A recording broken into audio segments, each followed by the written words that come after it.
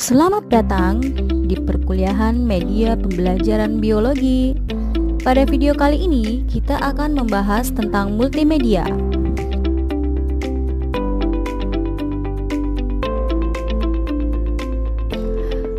Multimedia adalah kombinasi teks, suara, gambar, animasi, audio, dan video dengan alat bantu atau tools dan tautan link sehingga pengguna dapat melakukan navigasi, berinteraksi, berkarya, dan berkomunikasi.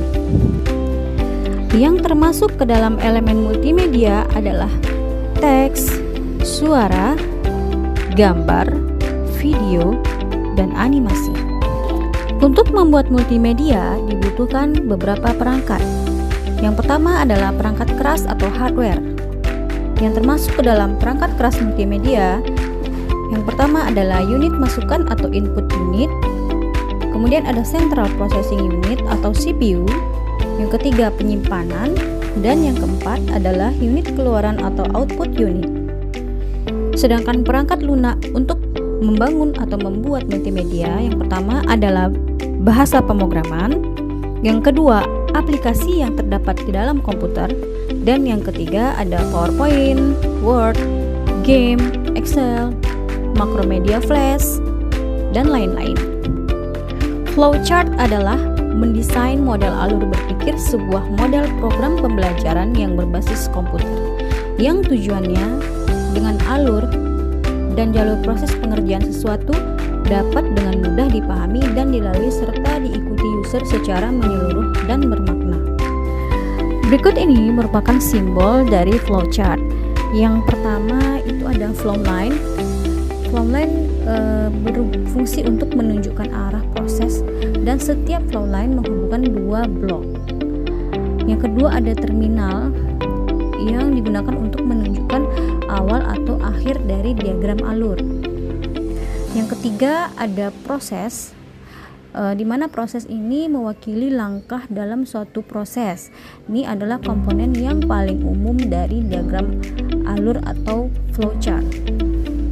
Kemudian selanjutnya ada decision yang digunakan untuk menunjukkan langkah yang menentukan langkah selanjutnya dalam suatu proses. Ini biasanya merupakan pertanyaan iya atau tidak, atau bisa benar ataupun salah. Simbol selanjutnya adalah input atau output yang menunjukkan proses memasukkan atau mengeluarkan data eksternal. Kemudian ada simbol annotation atau komen yang menunjukkan informasi tambahan mengenai langkah dalam suatu proses. Kemudian ada predefined process yang menunjukkan proses bernama yang didefinisikan di tempat lain. Simbol selanjutnya ada on-page connector yang digunakan untuk menggantikan garis panjang pada halaman flowchart. Selanjutnya ada off-page connector yang berada di luar halaman dan digunakan saat target berada di halaman yang lain. Kemudian ada delay yang merupakan setiap periode penundaan yang merupakan bagian dari proses. Kemudian ada alternate process, yaitu sebuah alternatif untuk langkah proses normal. Garis aliran ke blok proses alternatif biasanya putus-putus. Kemudian ada data yang merupakan masukan atau keluaran data. Simbol selanjutnya ada dokumen, yakni merupakan sebuah dokumen, dan ada multi dokumen yang terdiri dari beberapa dokumen. Kemudian ada simbol preparation yang merupakan langkah persiapan, ada display yang merupakan tampilan mesin, ada manual input data atau informasi ke dalam sebuah sistem, dan yang terakhir ada manual operation yang merupakan langkah proses yang tidak otomatis. Dan berikut ini adalah contoh flowchart yang dapat kita lihat mulai dari start sampai kemudian selesai. Kita dapat membuat flowchart pada Microsoft Visio. Microsoft Office Visio atau yang biasa disebut dengan Microsoft Visio merupakan sebuah software komputer yang biasanya digunakan untuk membuat membuat diagram, diagram alir, brainstorm, dan skema jaringan.